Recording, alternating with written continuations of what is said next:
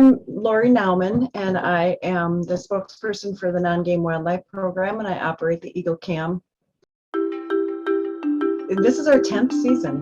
We actually put the camera in 10 years ago, and that very first year was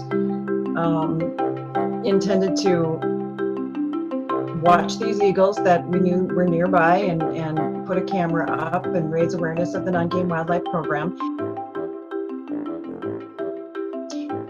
That very first year, we got up into the nest and put the camera up, and the nest was completely snow covered. We knew that we had plenty of time because it was late December, the very last week in December, and we assumed that all eagles in Minnesota nest around March, and so we expected eggs around March. And once we got all of the streaming and all of the technical glitches worked out, we turned on the camera to watch and see what was going on, and that was on January 10th, and there were 3 eggs in the nest.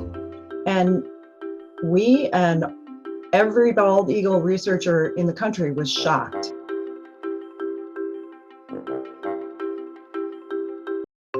We suspect that this pair is very young.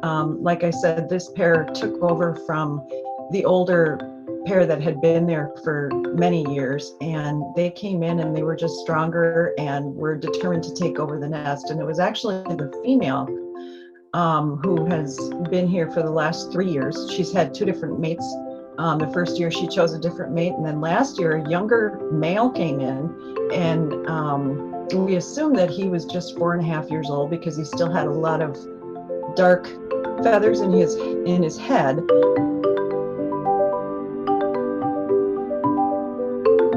First one hatched on Tuesday, and we could see it was so cold and rainy out that day that we could only see it for just seconds, but we were able to see that it was completely out of the egg. And then it didn't actually get its first feeding until yesterday, midday, but it got fed a couple of times yesterday at least, and so it's been fed, and we have seen a pip in the second egg, which is the hole that the chicks make with their egg tooth. So chicks have this little knob on the end of their beaks that they rub on the inside of the egg, and they keep rubbing and rubbing and rubbing until it creates a hole.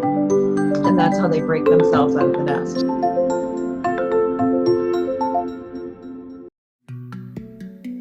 Yeah, well, some memorable moments have been because we have infrared in the camera.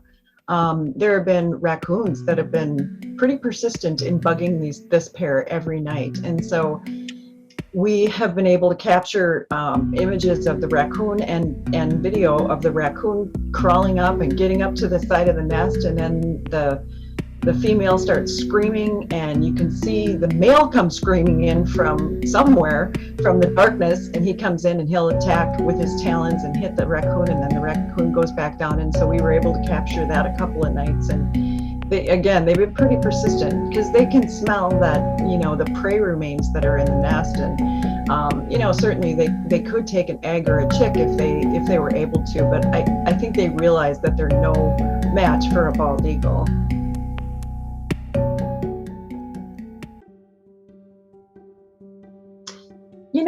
I ask myself that a lot because there are a lot of wildlife cameras out there, but the EagleCams just seem to be mesmerizing for people. I think it's because, bald eagles were not always on the landscape. I mean, there were very few and far between. And in Minnesota, we have the highest population in the lower 48 states. And so the rest of the country, people who are watching it, probably never see bald eagles in the wild even.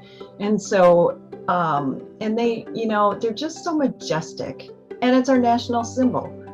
And people just, they have this majesty to them, I think, that it's fascinating to watch them living their real lives and just being so up close and personal to such a huge, majestic bird. That I think that's, I think that's got to be it. They just are mesmerized by it.